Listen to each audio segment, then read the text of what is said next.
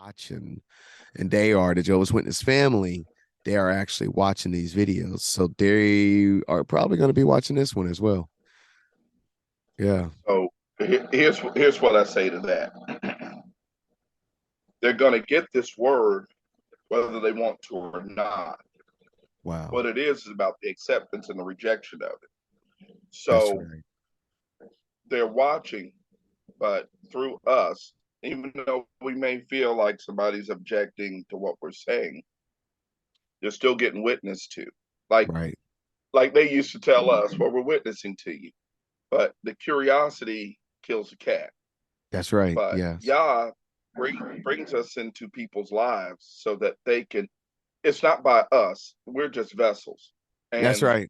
so he brings this to people. And what it is about accepting truth. And people that seek truth, truth will come to them. So although they may be saying this and people are going to do this, but they did it to Jesus. Everything that's happening already happened to Jesus, right? Didn't they That's think right. Jesus was crazy? Yep. Yep. Right. They did. That's why they judged him the way that they did, was because this man's crazy.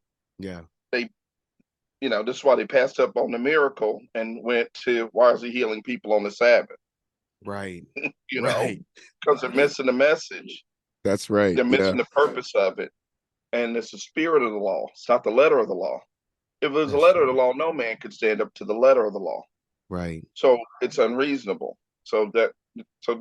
This is why we end up doing these things. That's why Right. I enjoy Right. this more than ever knocking on anybody's door, because this is a free expression Mm, of things. And that's right. backed up by scripture, well, then it's on you.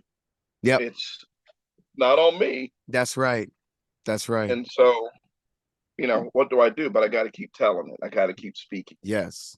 And it's hard for witnesses because you've been taught your whole life that you have more Bible knowledge than anybody else out there. So then when you have to humble yourself and realize you haven't been taught anything. Right. You've been taught a lie of the same scriptures.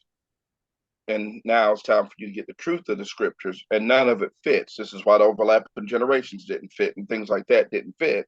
They came to pass. They said, oh, yeah, by the time this generation in 1914 passes, this is what it applies to. Then it turned into an overlapping generation, Yeah. and people just fell out because it wasn't true, because it That's was right. not about a generation of people in the United States. It's about a generation of people from Africa that were Mm, brought here. This is why all the laws in Deuteronomy applied to, that's and the right. curses, the blessings and the curses.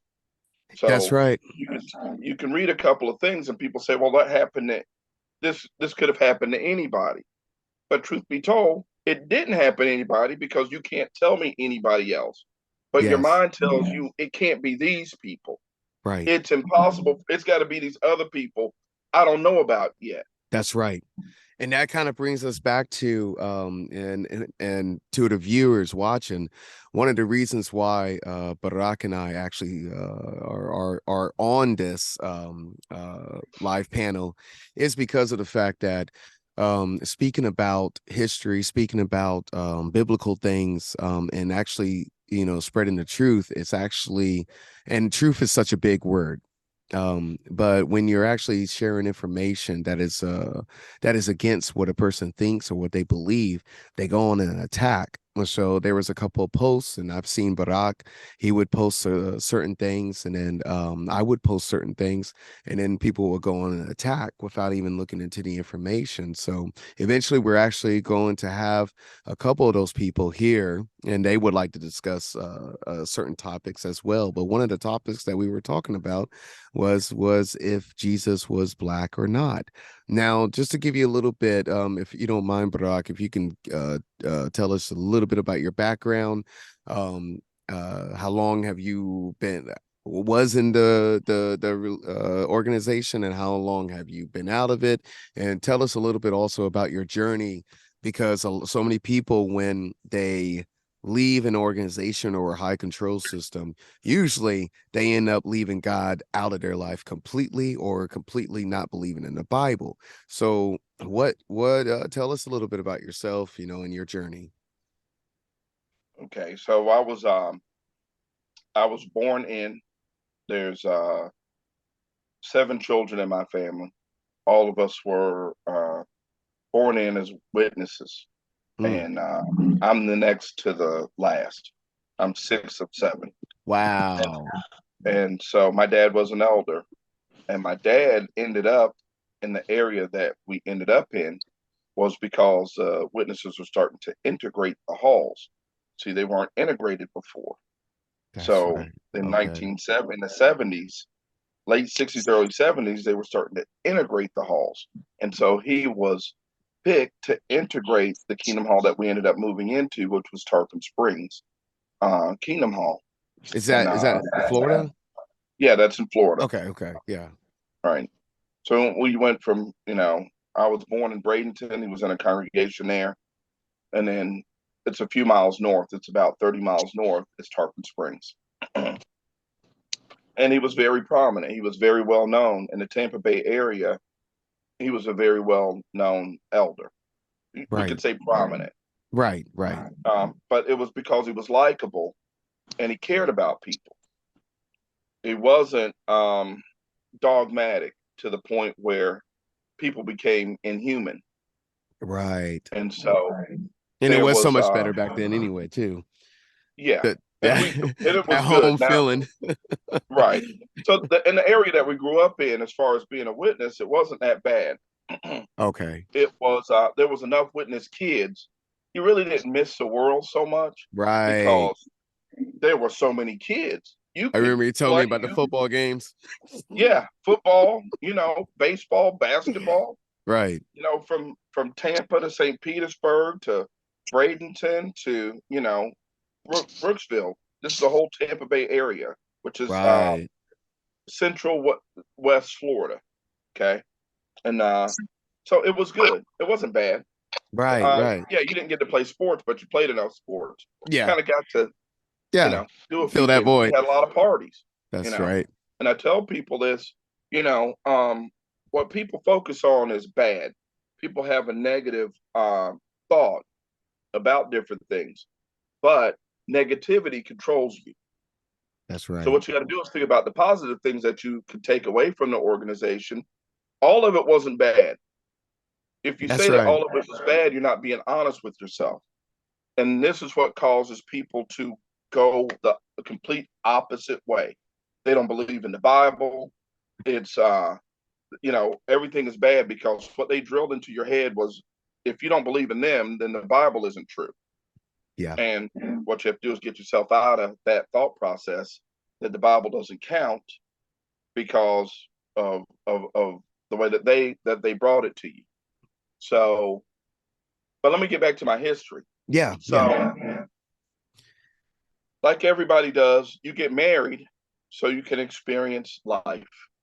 And so I got I get married for that reason. I got married really probably too young before I was really ready to be married. I got married, and but I did. We had a son, um, and I did just enough so I could, you know, kind of get married because right. they always look at your whatever girl you're gonna date. They're gonna look at your publisher's record card when you go to that congregation and see how many hours you put in. Right. So I had to get up to like 9 or 10 hours before I approached, Right. his congregation, you know, and met my wife, and she was beautiful. She was, and it was nice. It started out nice. Right. We got married, had our first child when he was 6 months old. We moved to North Carolina. Um, I did pretty good up there. I liked it, but this is where I met you guys was through my wife. I met your family through her. I remember going over to your parents' house and meeting you and your sister and your mom and dad. And Wow. I remember you probably were about I want to say between 10 and 12. Elijah. You know, yeah, it's my oldest right there. But Right. so There you go. things went south. The marriage went south, and but every time I asked for help, I couldn't really get help. It was conditional on what I was doing for the organization, Yeah. not Yeah. what the organization could do for me. It was what could I do for the organization. And And the, so, and the more you do for them, then the more blessings you will get in life.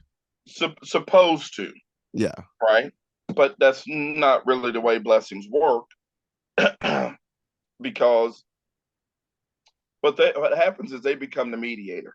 They become the mediator between you and your salvation. And there's nothing like that. There's no man that could step in front of God and speak for you.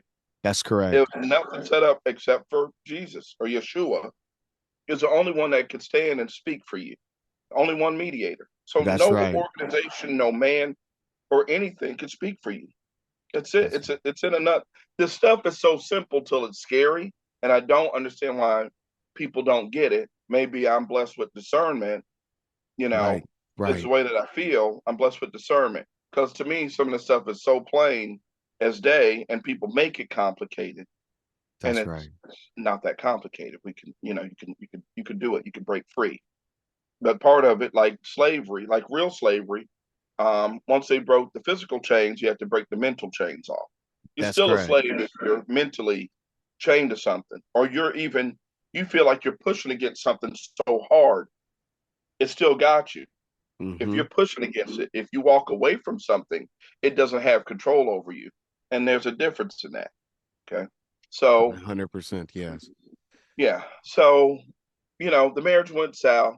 I came back to Florida, but I became atheistic. Mm. Like I didn't believe in God. I thought that the Bible was just junk, and because none of it seemed to fit. After I Right. left the organization, I went to a few meetings here and there. I Right. still didn't. Something still didn't settle right in my soul. So I had two nephews. Nephews had been in and out of jail. I'm like, whatever. Right. He goes, you know what? I said, he goes, you know something? What? He said, Unc, we're the Hebrews in the Bible. And I said, that's jailbird talk. Right. I said, it's the same thing that people do. They find Muhammad in jail. So two things people find in jail is Jesus and Muhammad. Okay. Right. And so I took it as that. Well, I said, okay. I looked into it though. And when I looked into it, I said, oh my gosh. I started seeing a YouTube video here, a YouTube video there. And it wasn't black people that were telling me that we were the Hebrews. It It was was the white people, yeah. evangelicals even, that are That's saying, right. you are the people of the Bible and you're going to get repaid. And I'm like, okay, Right. let me dig into it even further. So I went to Deuteronomy, and I was wondering why the witnesses had never really read this all the way through. The blessings and the curses. See, this is what religions, and I don't want to harp on just the witnesses. This is what religion does. I don't care if it's Baptist, Episcopalian, you name it. What happens is they guide you around the Bible and they don't guide you through the Bible. In other Mm. words, you don't pick up anything. You're always on the road going around things. But if you stop and you walk through, you That's right. observe things that you never observed. So as long as you're dependent on somebody else to guide you through, you never get off that vehicle and walk the path and notice that there's a flower over there, That's right. or there's a snake over there, or there's a squirrel in the tree, because you can't see that in somebody else's vehicle. And what we are in is a mental vehicle that somebody else is providing for you, and it's very easy to get into and hard to get out of. And Wow. once you get out of it, you get to observe all the beauty that the Bible provides. That's correct. And once you realize that, you realize the Bible is not as dogmatic as people make things in religion. Yes. Some simple things that you can observe that aren't guided by somebody else.